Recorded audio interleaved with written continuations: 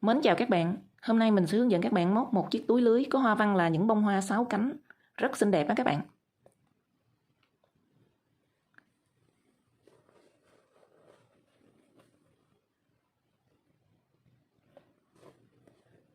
Có lót túi trong suốt bên trong nữa các bạn.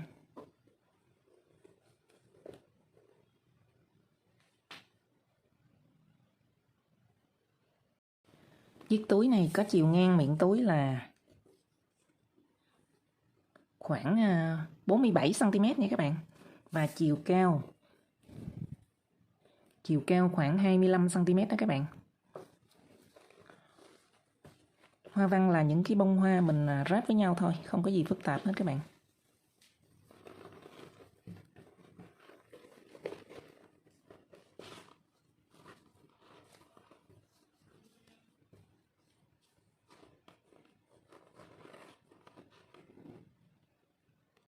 Để móc chiếc túi này thì các bạn cần chuẩn bị 3 cuộn sợi dệt.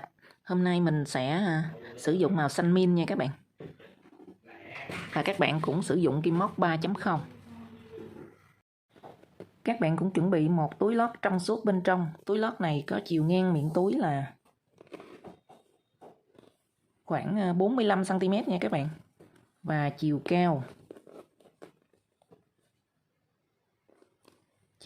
khoảng 24 cm. Và ở phần đáy túi thì các bạn có chiều ngang của đáy túi là 28 cm.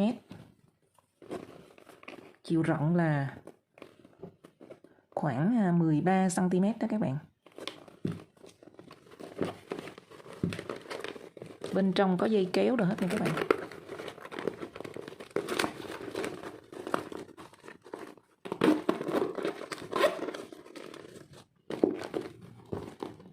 Rồi các bạn cũng chuẩn bị một kim móc 3.5 để mình đi phần quai nè. Rồi quẹt ga, kim khâu len, kéo. Mình tiến hành thao tác nha các bạn.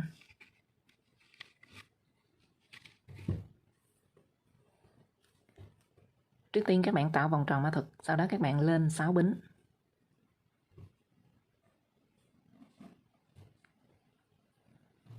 Một, 2, 3, 4, 5, 6. Sau đó các bạn quay lại đâm kim vào cái vòng tròn mã thực này.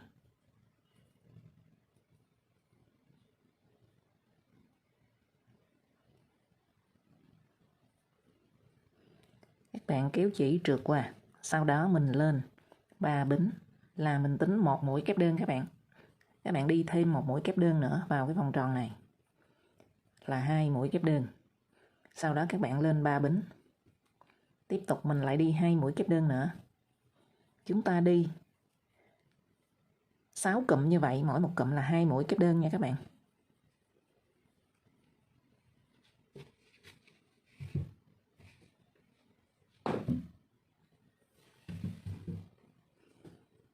Rồi, chúng ta lên 3 bính, 1, 2, 3. Các bạn lại đi 2 mũi kép đơn nữa vào cái vòng tròn này. Vòng tròn mình vừa tạo ra 6 bính đó các bạn. 1, 2. Rồi các bạn lại lên 3 bính nữa. Mình lại đi 2 mũi kép đơn. Rồi các bạn lên 3 bính. Tiếp tục các bạn đi 2 mũi kép đơn.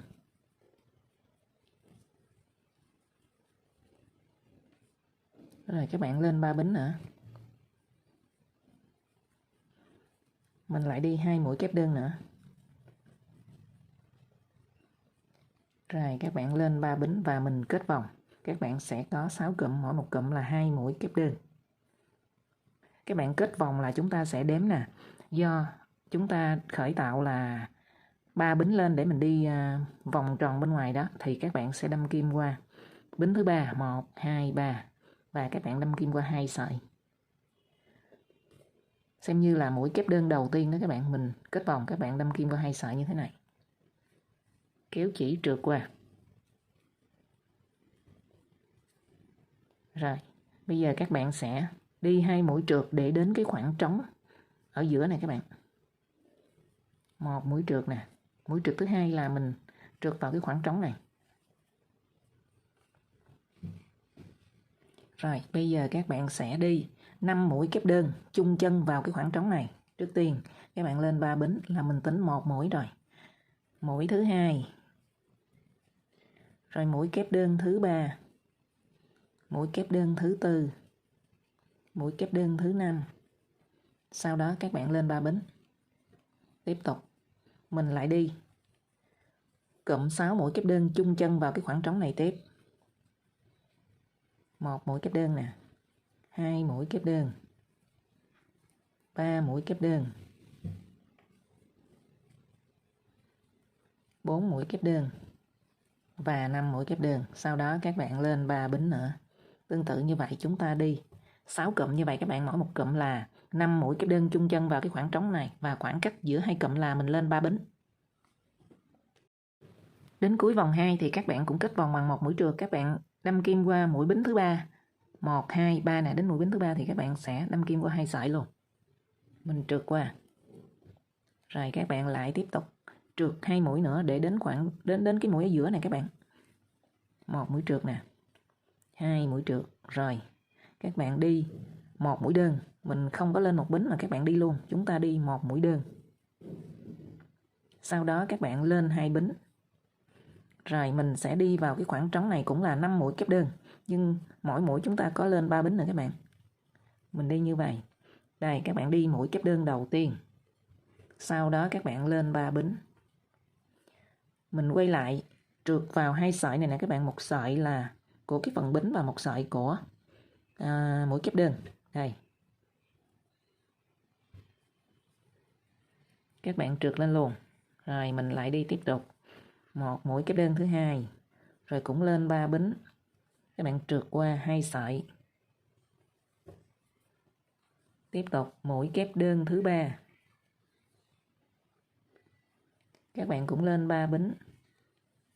Quay kim lại trượt vào hai sợi. Mũi kép đơn thứ 4. Lên 3 bính. Quay kim lại trượt vào hai sợi. Mũi kép đơn cuối cùng của cụm đầu tiên, hàng thứ 3.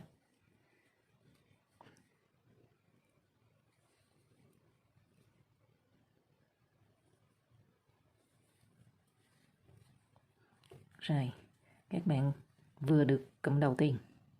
Bây giờ các bạn lên 2 bính, 1, 2 và mình đi 1 mũi đơn vào chân mũi ở giữa các bạn của hàng thứ 2 nè. Ở dưới này sẽ có 5 mũi kép đơn. Các bạn đâm kim vào cái chân mũi kép đơn thứ 3. Các bạn đi 1 mũi đơn. Rồi lại lên 2 bính. Tiếp tục mình lặp lại cụm hoa văn này các bạn. Đâm kim vào khoảng trống kéo lên, mình đi 1 mũi kép đơn, lên 3 bính. Mình đâm kim vào hai sợi. Tiếp tục đi mũi kép đơn thứ 2. Lên 3 bính. Các bạn trượt qua hai sợi. Đi mũi kép đơn thứ 3. Lên 3 bính. Trượt qua hai sợi. Mũi kép đơn thứ 4. Lên 3 bính. Trượt qua hai sợi. Và mũi kép đơn cuối cùng. Lên 3 bính. Trượt qua hai sợi. Rồi mình được cụm hoa văn thứ 2. Tương tự như vậy thì mình đi tròn vòng các bạn sẽ có 6 cụm như thế này. Cuối vòng 3 các bạn đi được 6 cánh như thế này. Chúng ta kết vòng, các bạn đâm kim qua cái chân mũi đơn á, các bạn trượt ha. Rồi mình cắt chỉ và dấu sợi chỉ luôn các bạn.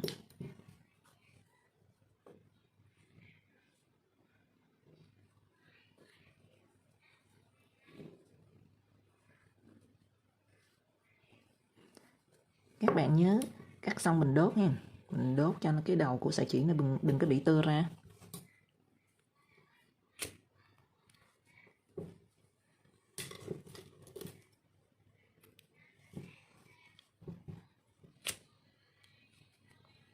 Rồi, bây giờ các bạn sẽ đi một bông hoa như thế này, nhưng chúng ta đi vòng 1, vòng 2. Ở vòng 3 thì các bạn sẽ đi 3 cánh hoa bên ngoài đi, rồi chúng ta sẽ gặp nhau để mình kết vào cái bông hoa đầu tiên chúng ta đi nè các bạn. Rồi các bạn đi 3 cánh bên ngoài hoặc là 4 cánh gì cũng được ha. Bây giờ mình đi 4 cánh rồi thì bây giờ các bạn kết như thế này. Trước tiên thì chúng ta lên 2 bính. Rồi, các bạn đâm kim xuống cái chân mũi thứ 3 của vòng 2 nè. 1 2 3 nè các bạn, mình đi 1 mũi đơn. Rồi các bạn lên 2 bính nè. Bây giờ các bạn sẽ đi 1 mũi đơn. Rồi sau đó các bạn lên 3 bính. Các bạn đâm kim qua 2 sợi. Tiếp tục mình đi mũi kép đơn thứ 2. Lên 3 bính.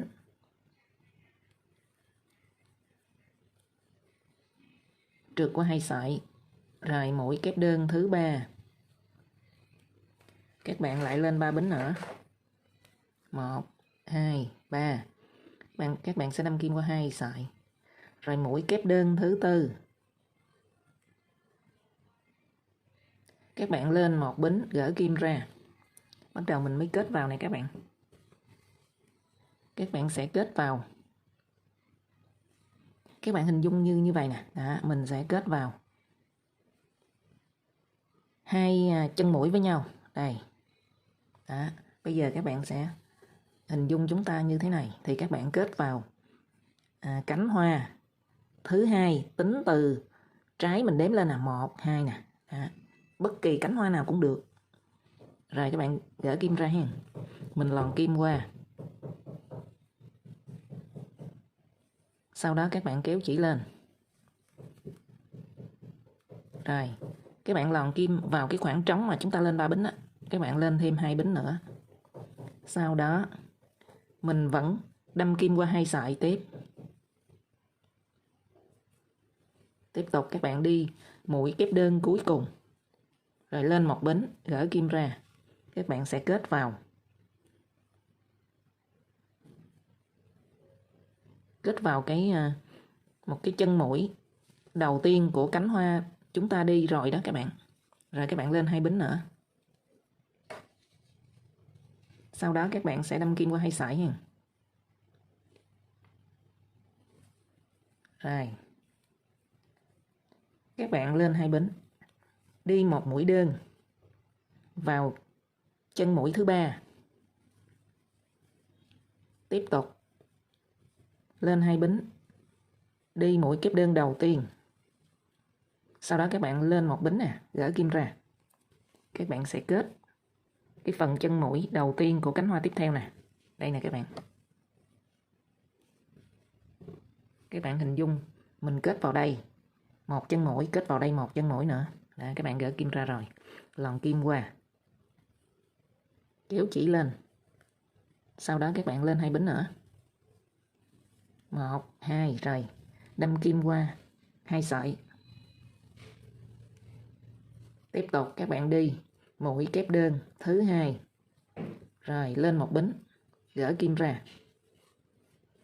Các bạn lại kết vào chân mũi tiếp theo nè của cánh hoa đầu tiên. Đó. Kéo chỉ lên. Lên 2 bính nữa. Cho đủ 3 bính đó các bạn. Rồi mình đâm kim qua 2 sợi. Kéo chỉ trượt lên luôn. Rồi mình đã kết xong cái phần mà tiếp giáp rồi. Bây giờ các bạn đi 3 mũi kép đơn cuối cùng. 1 mũi kép đơn nè. Lên 3 bính. Trượt qua 2 sợi.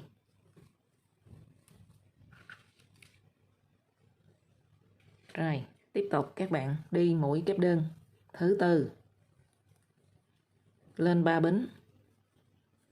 Trượt qua 2 sợi. Và mũi kép đơn cuối cùng. Các bạn lên 3 bính. Đâm kim qua 2 sợi. Rồi các bạn lên 2 bính mình kết vào cái chân mũi đơn đầu tiên. Trượt lên và cắt chỉ luôn. Các bạn cắt chỉ và giấu sợi chỉ luôn ha.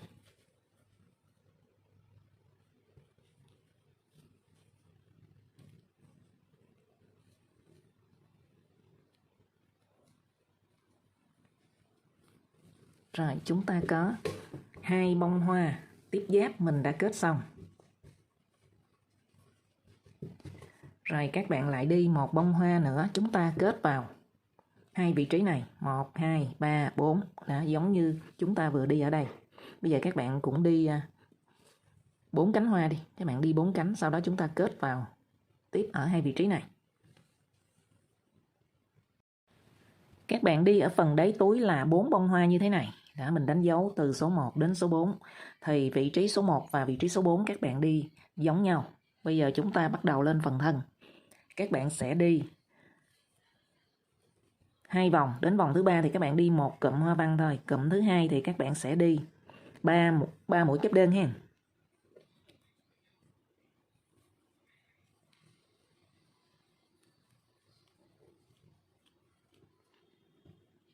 Rồi các bạn đi 3 mũi kép đơn. Đến mũi kép đơn thứ 4, các bạn sẽ đi 1 mũi kép đơn bình thường nè, rồi các bạn lên một bính. Bắt đầu mình ráp vào nè. Bắt đầu từ vị trí số 1, các bạn nhìn nè. Đây là 2 vị trí mà mình đã kết vào rồi. Sau đó các bạn nhìn đối xứng qua đây nè. Đây, 2 vị trí này và 2 vị trí này nữa, xem như các bạn sẽ kết vào vị trí đây. Từ đây các bạn giống thẳng qua đây và giống thẳng qua đây nè. Đó, còn qua đây là đối xứng nè, thì các bạn sẽ có 6 cánh. Thì mình ở đây các bạn thẳng qua nè. Bắt đầu mình kết nè. Các bạn sẽ đâm kim vào chân mũi thứ 4 tính từ trái sang 1 2 3 4 nè, thứ 4 và thứ 5 các bạn sẽ kết nè. Mình lên một bính rồi các bạn kết, các bạn kéo chỉ qua rồi lên 2 bính nữa, sau đó mình đâm kim qua 2 sợi, trượt, tiếp tục. Các bạn đi 1 mũi kép đơn nữa, lên một bính, các bạn kết vào cái vị trí tiếp theo nè. Lên 2 bính, sau đó các bạn trượt qua 2 sợi. Rồi lúc này mình lại lên 2 bính, đi 1 mũi đơn vào vị trí thứ 3 của 5 mũi kép đơn ở hàng thứ 2 đó các bạn. Đi 1 mũi đơn, lên 2 bính. Bắt đầu một cụm hoa văn mới. Cụm hoa văn mới này các bạn kết hết 5 mũi luôn.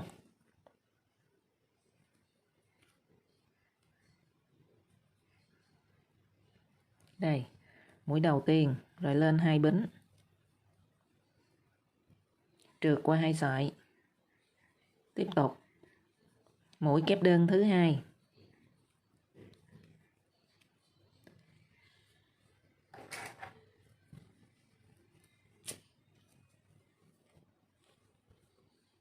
Lên một bính, các bạn kết vào vị trí tiếp theo nữa. 5 mũi kép đơn này các bạn kết với nhau hết. Lên 2 bính nè, trượt qua 2 sợi nè. Mũi kép đơn thứ 3. Lên một bính, các bạn cũng kết luôn.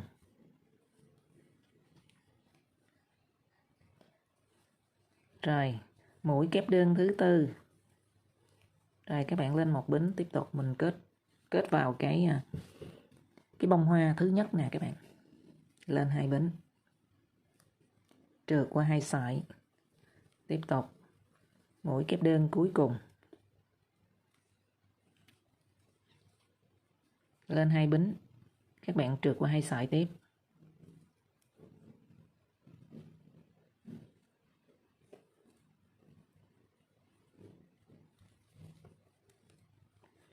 Rồi, các bạn lên 2 bính, mình đi cụm tiếp theo.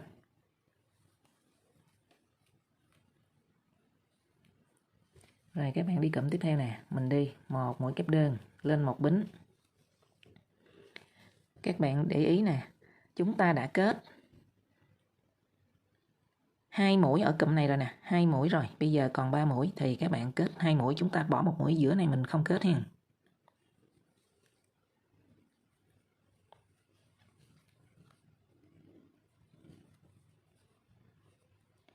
Kết xong các bạn lên 2 bính và trượt qua 2 sợi.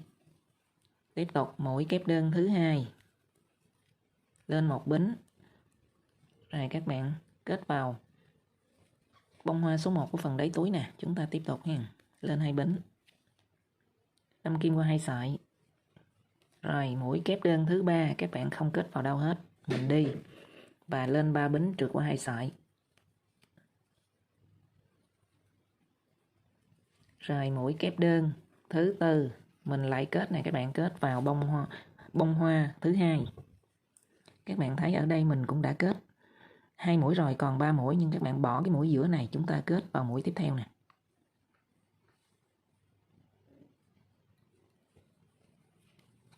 Lên 2 bính trượt qua 2 sợi và mũi kép đơn cuối cùng. Các bạn lên 1 bính và chúng ta cũng kết vào cái mũi cuối cùng của bông hoa thứ 2. Lên 2 bính các bạn trượt qua 2 sợi. Tiếp tục các bạn lên 2 bính, mình đi 1 mũi đơn vào vị trí ở giữa nè, rồi lên 2 bính. Đi cụm tiếp theo, các bạn đi mũi đơn đầu tiên, mình kết vào ở bông hoa thứ 2 và vị trí đầu tiên của cụm tiếp theo nha các bạn. Lên 2 bính, rồi các bạn trượt qua 2 sợi. Tiếp tục đi mũi kép đơn thứ 2, lên 1 bính, các bạn kết vào vị trí tiếp theo. Sau khi kết xong thì các bạn lên 2 bính và trượt qua 2 sợi. Rồi, bây giờ chúng ta sẽ đi 3 mũi kép đơn, không kết vào đâu hết, đi cho đủ cụm 5 mũi kép đơn.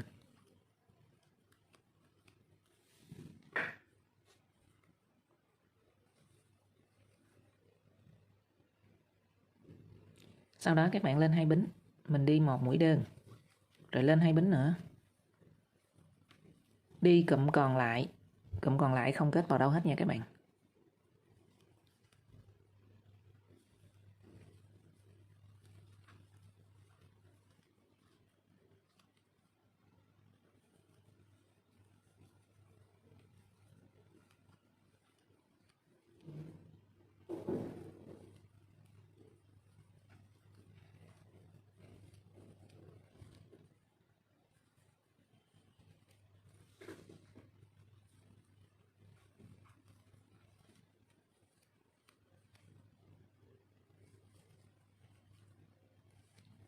Lên 2 bính và các bạn trượt vào cái mũi đơn đầu tiên chúng ta xuất phát đó.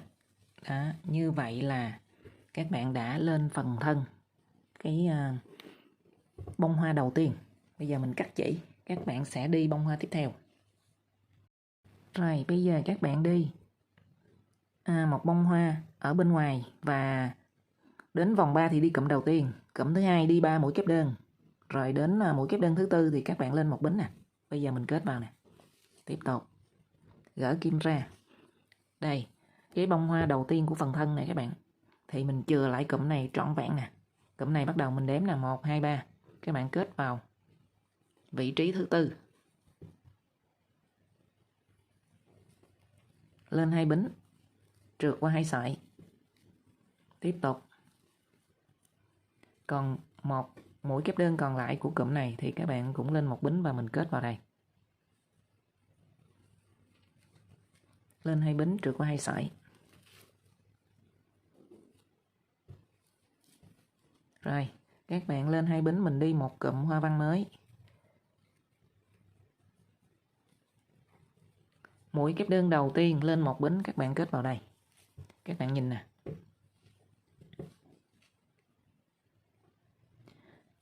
Đây là nơi tiếp giáp của bông hoa số 2 của phần đáy túi và bông hoa đầu tiên của phần thân nè.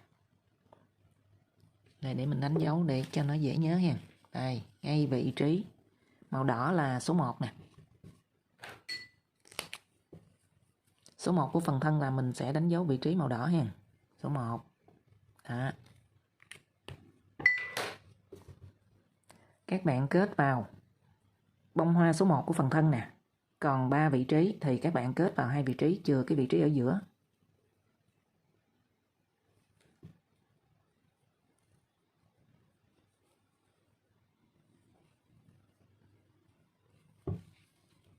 Lên 2 bính, các bạn trượt qua 2 sợi. Tiếp tục.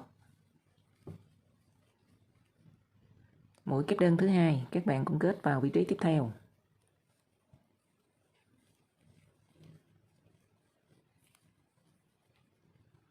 Rồi mũi kép đơn thứ 3 các bạn bỏ, chúng ta không kết vào đâu hết mà mình đi để cho đủ 5 mũi kép đơn.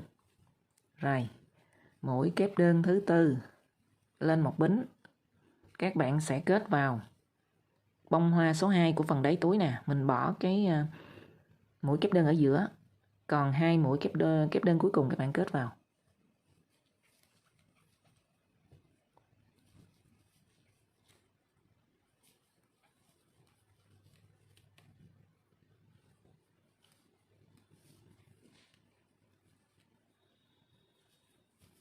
Rồi bắt đầu các bạn lên 2 bính, đi cụm hoa văn mới, lên 2 bính nữa nè, bắt đầu đi nè, mũi kép đơn đầu tiên lên một bính, các bạn cũng kết vào vị trí này nè, bông hoa số 2, còn 3 mũi kép đơn này các bạn kết vào 2 mũi đầu tiên, mũi ở giữa chúng ta bỏ.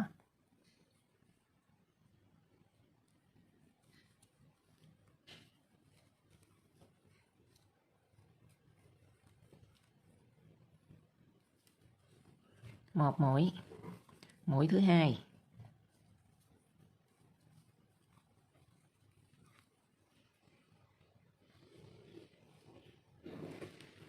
lên 2 bính các bạn trượt qua.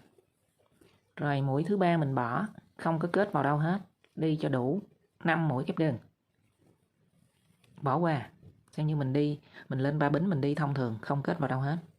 Tiếp tục mũi kép đơn thứ 4 lên một bính, bắt đầu các bạn kết vào đây nè, còn 3 mũi nè, 3 mũi của bông hoa số 3 các bạn, mình kết vào 2 mũi cuối. Đây các bạn nhìn nè, bông hoa số 3 nè là nơi tiếp giáp của bông hoa số 2 và số 3 nè, thì các bạn sẽ kết vào, bỏ mũi này, chúng ta kết vào 2 mũi còn lại.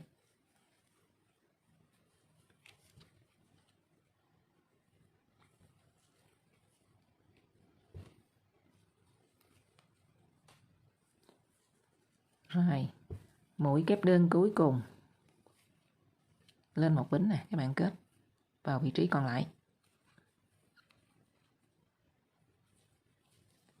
Rồi đã đủ một cụm 5 mũi kép đơn, sau đó các bạn lên 2 bính nha. Chúng ta đi một mũi đơn, lên 2 bính nữa, đi cụm hoa văn tiếp theo. Các bạn lên một bính, sau đó mình lại kết vào cái bông hoa số 3 nè. Các bạn kết 2 mũi đầu.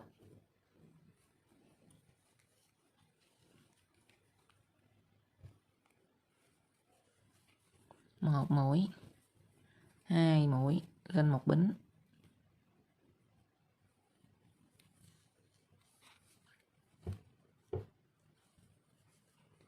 Rồi chúng ta đi 3 mũi kép đơn còn lại, không kết vào đâu hết.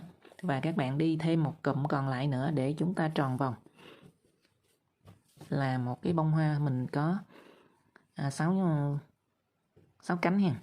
1, 2, 3, 4, mình đang đi thứ 5 và cụm mình chưa đi là thứ 6. Các bạn đi tròn vòng, sau đó chúng ta kết vòng bằng một mũi trượt. Đã xong bông hoa số 2 của phần thân. Bây giờ mình đi bông hoa số 3, các bạn cũng đi sẵn như thế này. Đến vòng 3 đi một cụm.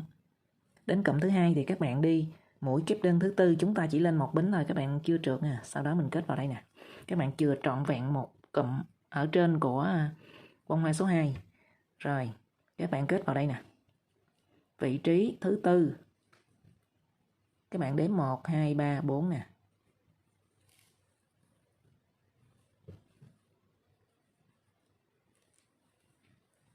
Kết vào và các bạn sẽ lên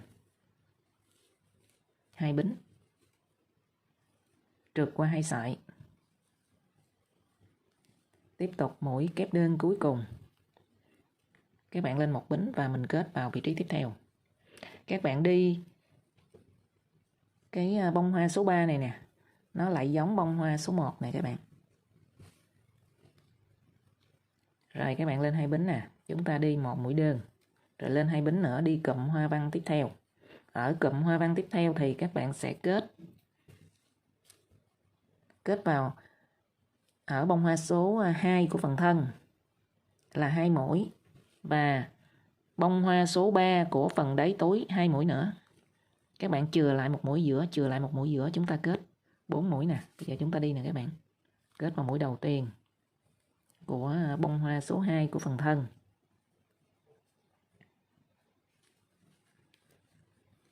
Rồi, mũi kép đơn thứ hai kết vào mũi tiếp theo.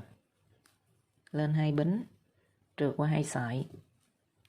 Và mũi kép đơn thứ ba mình không kết vào đâu hết, các bạn đi lên 3 bính, trượt qua 2 sợi. Mũi kép đơn thứ tư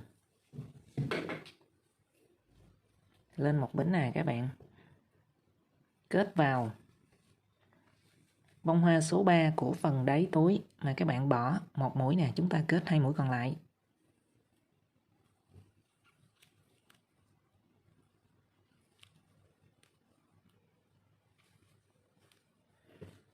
Và mũi kép đơn cuối cùng các bạn cũng lên 1 bính và mình kết vào.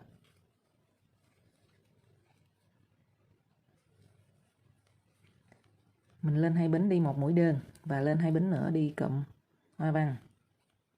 Các bạn đi mũi đầu tiên lên 1 bính, tiếp tục các bạn sẽ kết vào bông hoa số 3. 2 mũi đầu tiên các bạn bỏ mũi ở giữa và bông hoa số 4 các bạn cũng bỏ mũi ở giữa, kết 2 mũi đầu tiên, ý 2 mũi cuối cùng. Rồi.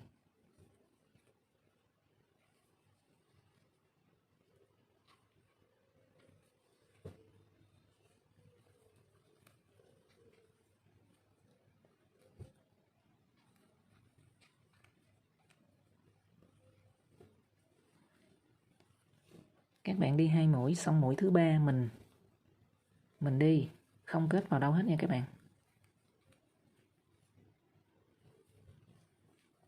Mũi thứ tư lên 1 bính này, các bạn kết vào đây nè. Bỏ mũi ở giữa, kết vào bông hoa thứ tư của phần đáy túi.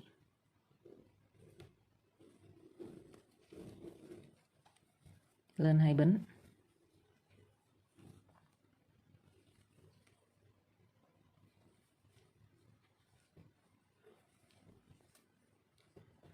Tiếp tục các bạn đi mũi kép đơn cuối cùng nha các bạn, lên 1 bính, kết vào đây.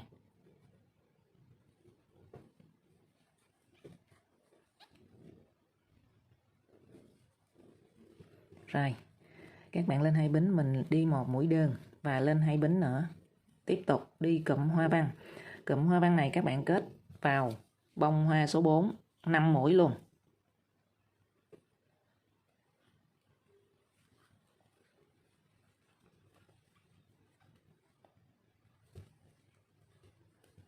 Một mũi kép đơn, kết mũi thứ hai. Các bạn kéo chỉ qua thì chúng ta lên 2 bính và trượt qua 2 sợi. Rồi mũi thứ ba.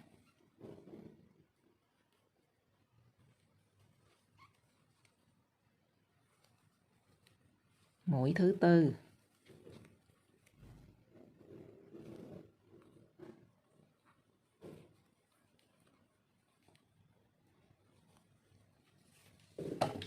Mũi thứ năm.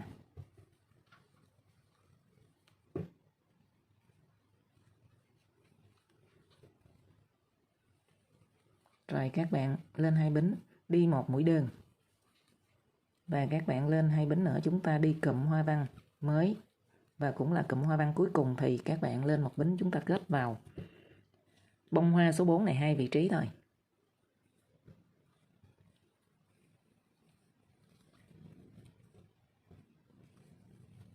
Một nè, mũi kép đơn thứ hai, lên 1 bính các bạn kết vào. Rồi, bây giờ mình sẽ đi 3 mũi kép đơn còn lại cho đủ 5 mũi kép đơn.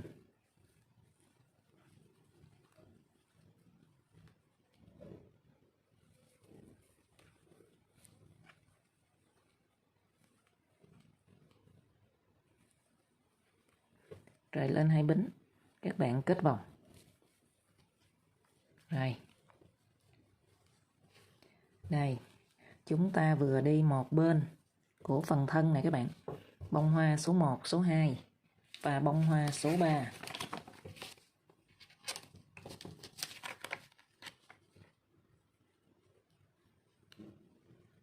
Đây, các bạn đã được 3 bông hoa của phần thân.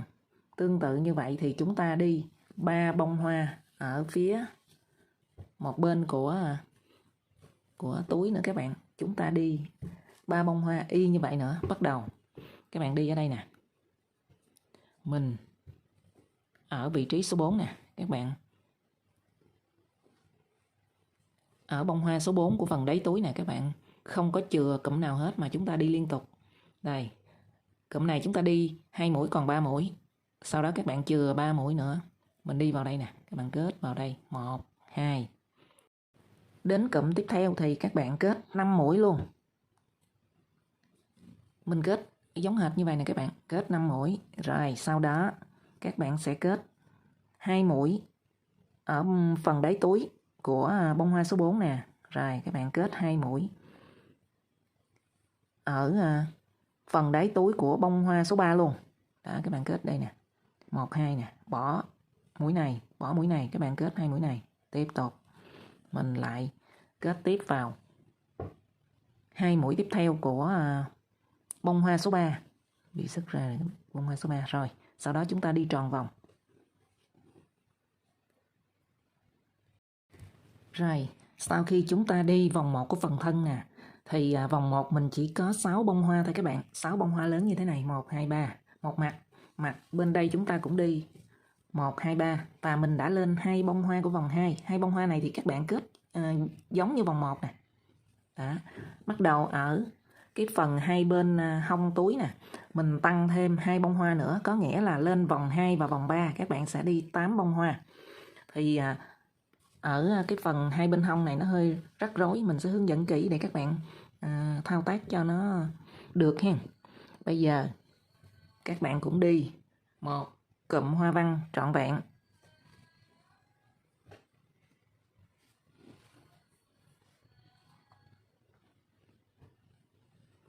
Đây các bạn đi cụm hoa văn trọn vẹn nè. Rồi các bạn đi thêm 3 mũi kép đơn. Bây giờ mình đi mũi kép đơn thứ 4. Ở cái khoảng hai bên hông này mình tăng lên một bông hoa nữa nên nó hơi rối. Các bạn nhìn kỹ cái khoảng này để chúng ta làm cho nó tốt nha. Rồi bây giờ các bạn lên mũi kép đơn thứ 4. Lên một bính. Đây các bạn cũng chừa một cụm trọn vẹn nè. Sau đó chúng ta kết vào đây nè.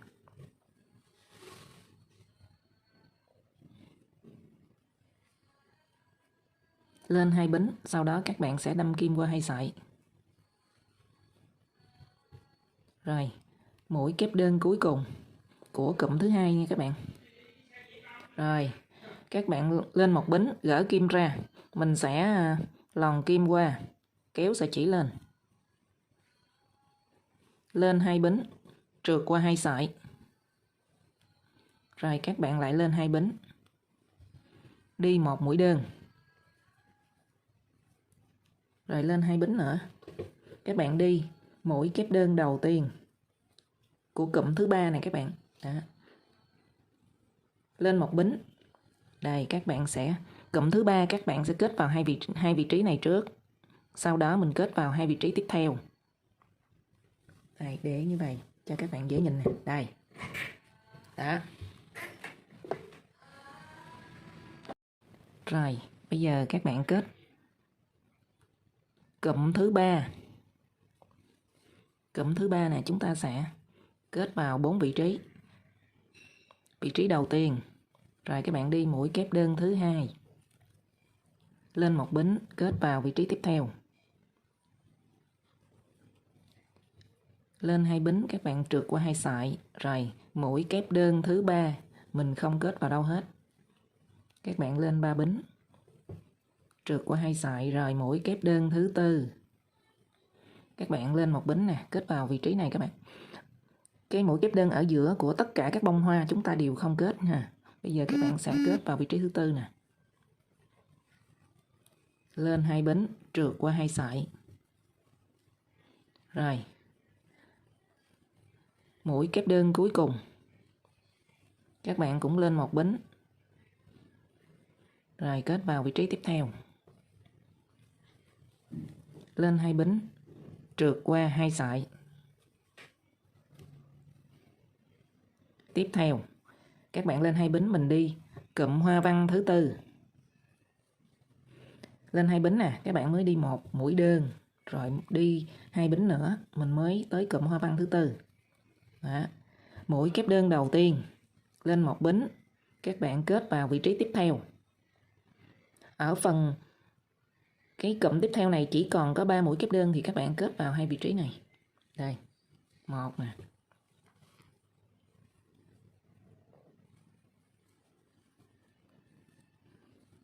Vị trí thứ 2, mũi kép đơn thứ 2.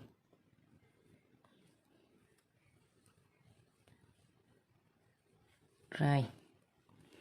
Các bạn lưu ý nè, bắt đầu nó bất thường chỗ này nè, chúng ta đi, chứ nếu không là các bạn sẽ bị nó không có tròn cái vòng chúng ta đi và nó không có thành cái túi nha.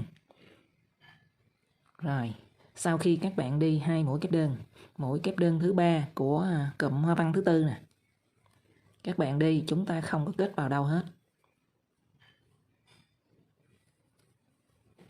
Rồi, mũi kép đơn thứ tư nè, của cụm thứ tư, các bạn lưu ý nè. Mình kết vào đây nè. Cái vị trí mà tiếp giáp của hai cụm hàng dưới á, các bạn để phân biệt thì mình sẽ giống thẳng từ cái cụm mà mình kết 5 mũi kép đơn một lượt nè. Ở đây nè. 1 2 3 4 5. Đó, cái phần đáy túi và phần vòng 1 có một cụm chúng ta kết 5 mũi kép đơn một lượt nè, các bạn giống thẳng ra đây nè. Đó, mình kết vào đây. Đây 2 mũi nè, các bạn kết vào đây nè. Điểm bất thường nó nằm chỗ này nè, để chúng ta tăng thêm 2 cụm nữa đó, hai bông hoa nữa các bạn, để thành 8 bông hoa ở vòng 2 và vòng 3. Đó, các bạn kết vào đây hen. Đây là điểm bất thường nè, chúng ta không có kết vào cái cánh nhưng chúng ta kết vào vị trí tiếp giáp. Đó. Các bạn nhìn thẳng lên nè, một vị trí. Tiếp tục mũi kép đơn cuối cùng của cụm thứ tư, các bạn kết vào vị trí tiếp theo nè. Đó. Thông thường chúng ta sẽ kết vào những cái đỉnh của mũi kép đơn, nhưng ở đây các bạn kết vào vị trí tiếp giáp thôi. Lên 2 bính nè, trượt qua 2 sợi nè. Đó, các bạn kết vào vị trí tiếp giáp xong rồi. Cụm thứ tư rồi, bây giờ mình lên 2 bính, mình đi 1 mũi đơn. Rồi lên 2 bính nữa, mình đi cụm thứ 5. Cụm thứ 5 thì các bạn đi mũi kép đơn đầu tiên lên 1 bính. Các bạn cũng kết vào 2 vị trí của cái phần hàng dưới nha các bạn. Mình bỏ ở vị trí tiếp giáp của 2 bông hoa dưới mình kết rồi. Sau đó các bạn bỏ 1 mũi kép đơn. Chúng ta kết vào mũi kép đơn tiếp theo nè.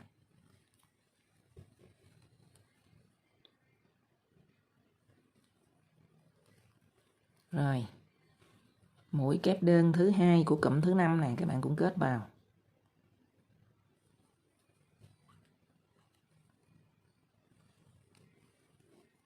Rồi.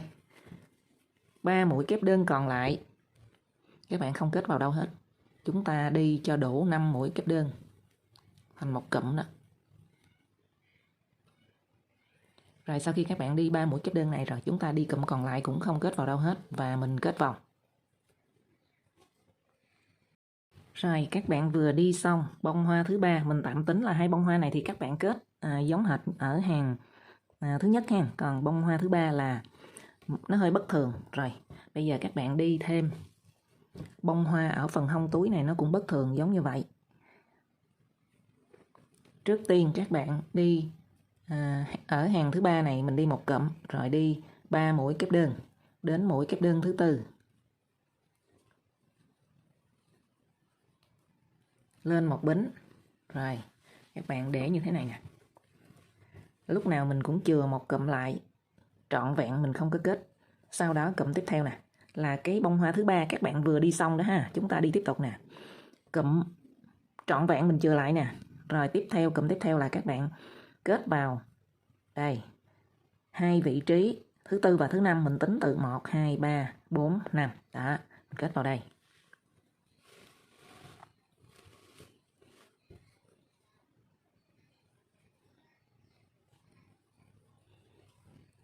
Lên 2 bính các bạn trượt qua 2 sợi nè.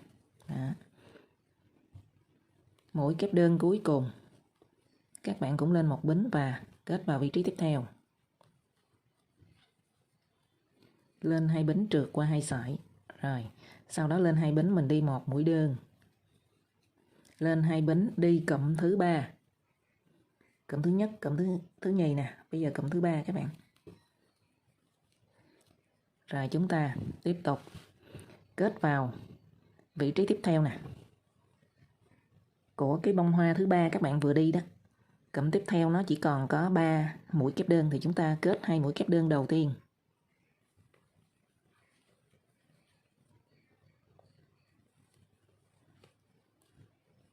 Mũi kép đơn thứ nhất rồi, mũi kép đơn thứ hai kết vào.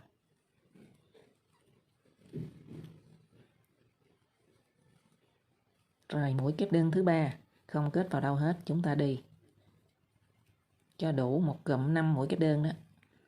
Bất kỳ bông hoa ở vị trí nào mà mũi kép đơn thứ 3 chúng ta đều không kết nha các bạn. Mình chừa ra.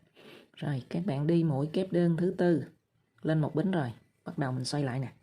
Cái mặt tiếp theo này các bạn. Đây, các bạn cũng kết vào vị trí tiếp theo nữa của hàng dưới. Cái này là bông hoa thứ nhất hoặc là thứ tư gì nè các bạn. Mình gỡ ra vị trí rồi. Có nghĩa là 2 bông hoa ở phần đáy túi nè. Đó. Mình kết vào.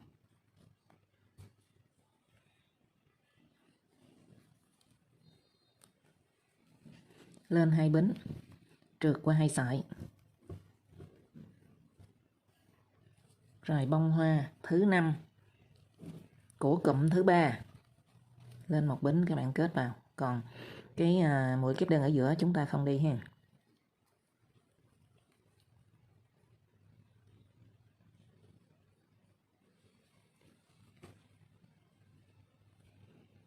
Rồi, bây giờ các bạn lên 2 bính đi 1 mũi đơn. Tiếp tục lên 2 bính, đi cụm hoa văn tiếp theo là cụm thứ 4. Lên 1 bính. Đây. Các bạn lưu ý nè, đến lúc này nè, chúng ta lại nó bất thường nằm ở chỗ này. Các bạn kết vào cái khoảng mà cũng giống như phía bên đây nè, 5 mũi kép đơn ở hàng dưới các bạn kết liên tục nè. Các bạn kéo thẳng ra theo đường này nè. Đó, mình kết vào đây. Đó. Mình đang đi bông hoa thứ 4 của hàng thứ 2 đó các bạn. Và mình cũng đang ở cụm thứ 4, bắt đầu cụm thứ 4 thì các bạn kết vào vị trí bất thường này. Mình không kết vào những cái mũi kép đơn mà các bạn kết vào vị trí tiếp giáp nè. Do mình đang tăng lên nên buộc phải có những cái bất thường mình mới tăng được nha các bạn. Một mũi kép đơn đầu tiên, mũi kép đơn thứ hai cũng kết vào vị trí bất thường như chỗ này nè, như chỗ tiếp giáp chứ chúng ta không có kết vào mũi kép đơn. Rồi, lên 2 bính nữa, trượt qua 2 sợi. Mũi kép đơn thứ 3 không kết vào đâu hết. Mình đi cho nó đủ một cụm 5 mũi kép đơn. Rồi, mũi kép đơn thứ 4 các bạn sẽ lên 1 bính chúng ta kết vào. Đây. 3 mũi kép đơn còn lại thì chúng ta sẽ kết vào 2 mũi, mũi giữa chúng ta bỏ, không kết.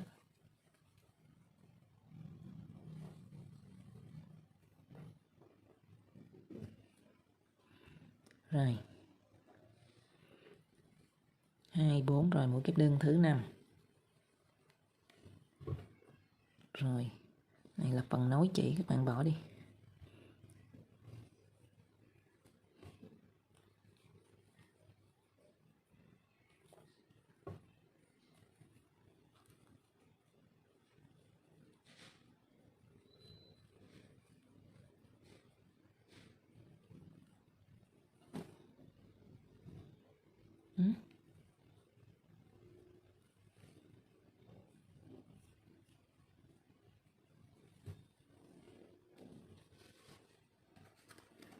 Khúc này nối chỉ các bạn bỏ đi.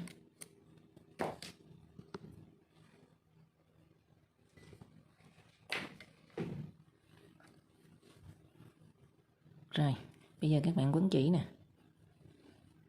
kéo cái sợi chỉ mình nối lên để đi mũi kép đơn cuối cùng. Phải không? 2, 4, đúng rồi.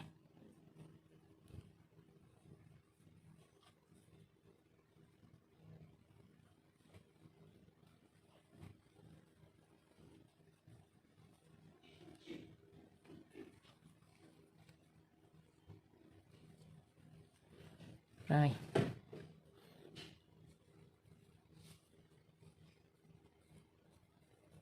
Ở cái phần móng nối này thì các bạn buộc lại mình đốt đi cho nó an toàn. Rồi. Bây giờ các bạn lên hai bính mình đi một mũi đơn. Lên hai bính nữa các bạn đi cụm hoa văn mới. Lên một bính nè. Các bạn kết vào vị trí tiếp theo của hàng dưới nè. Lúc này là mình kết vào cái phần thân ở vòng 1 rồi. Các bạn kết 2 mũi.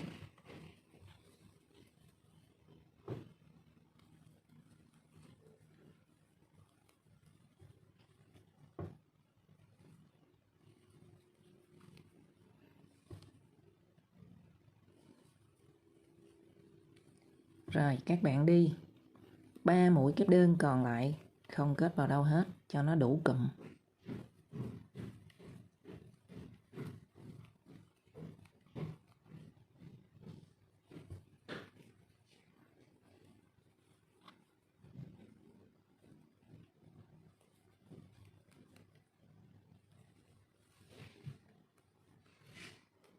Rồi sau đó còn cụm còn lại chứ, cụm còn lại các bạn đi luôn cho nó đủ 6 cụm của một bông hoa. Và tiếp theo thì các bạn trở về vị trí cũ, chúng ta không còn đi bất thường nữa, các bạn sẽ kết 2 bông hoa tiếp theo. Và vị trí ở hông bên đây chúng ta cũng đi y như hông bên đây chúng ta vừa đi nè các bạn. Như vậy thì sau khi các bạn đi xong thì vòng 2 các bạn sẽ có 8 bông hoa. Rồi mình tiến hành thao tác nha các bạn. Rồi sau khi xong vòng 2 thì các bạn lên vòng 3. Ở vòng 3 chúng ta kết thông thường như những cái bông hoa ở bên hông như thế này, chứ không có điều gì chúng ta lưu ý hết. Trước tiên thì các bạn đi một cụm hoa văn ở vòng 3. Rồi các bạn sẽ đi 3 mũi kép đơn. Đến mũi thứ tư các bạn kết vào 2 mũi và cụm hoa văn thứ 3 các bạn kết 4 mũi, cụm hoa văn thứ tư kết 4 mũi, cụm hoa văn thứ 5 kết 4 mũi và cụm hoa văn thứ 6 kết 2 mũi. Lúc nào các bạn đi xong chúng ta cũng sẽ còn một cụm hoa văn không kết vào đâu hết ha. Còn hai bên đây là chúng ta kết 2 mũi. Còn lại 3 cụm hoa văn này thì các bạn đều kết cho nó tiếp xúc với lại những cái bông hoa cạnh bên là 4 mũi. Còn mũi ở giữa chúng ta không kết các bạn. Thì các bạn kết giống hệt như ở vòng 2 mà những cái bông hoa ở phần thân đơn giản chứ không có phải ở phần hông. Chúng ta đi tổng cộng 8 bông hoa. Như vậy là đã xong cái phần túi. Bây giờ các bạn sẽ đi phần quai túi. Ở phần quai túi thì các bạn sẽ đi 2 sợi. Các bạn chừa ra một đoạn như vậy để chúng ta khâu vào phần túi nè. Trước tiên thì các bạn tạo vòng tròn ma thực. Sau đó các bạn lên một bính. Các bạn sử dụng kim móc 3.5 nha, do mình sắp đôi sợi chỉ nè. Rồi, sau khi tạo vòng tròn ma thực lên một bính rồi các bạn xoay lại đâm kim vào cái vòng tròn ma thực nè. Các bạn quấn chỉ kéo qua cái vòng tròn ma thực đó thôi. Thì trên kim lúc này có 2 sợi tức là 4 sợi nhỏ đó các bạn. Do mình sắp đôi nên mình tính mỗi một 2 sợi như vậy là một sợi lớn nè. Thì chúng ta tính là 1 sợi 2 sợi. Rồi, quấn chỉ kéo hết qua 2 sợi nè. Xoay lại, các bạn đâm kim qua 2 sợi lớn nè. Đó. Quấn chỉ kéo qua 2 sợi đó thôi. Trên kim còn 2 sợi, các bạn quấn chỉ kéo hết qua. Xoay ngang lại, các bạn đâm kim qua 2 sợi. Rồi kéo qua 2 sợi đó. Trên kim có 2 sợi, các bạn quấn chỉ kéo hết qua. Rồi xoay ngang lại, đâm kim qua 2 sợi. Kéo chỉ qua 2 sợi đó. Trên kim có 2 sợi, các bạn quấn chỉ kéo qua. Xoay ngang lại, đâm kim qua 2 sợi. Kéo qua 2 sợi đó. Rồi các bạn quấn chỉ kéo hết qua. Và tương tự như vậy, các bạn đi phần quai này sẽ có độ dài khoảng 60 cm nha. Và các bạn đi 2 sợi như vậy. Rồi chúng ta thao tác nha các bạn.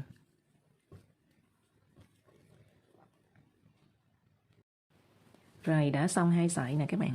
Bây giờ các bạn sẽ kết vào phần quai. Đây.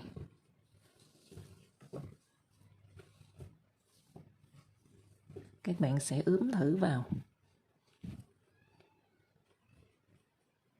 Rồi mình dùng kim khâu len các bạn sẽ kết lại ha. Đây, các bạn chừa bông hoa ở giữa và mình kết vào một cái cạnh của bông hoa hai bên đó, các bạn đừng kết, chúng ta kết ngay giữa đây thì nó bé quá ha. Các bạn kết ra đây nè.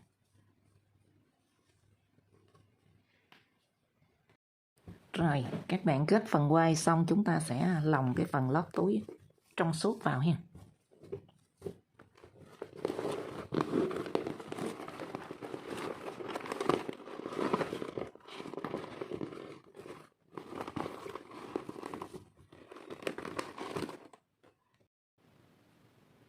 Như vậy là mình đã hướng dẫn xong phần móc chiếc túi lưới.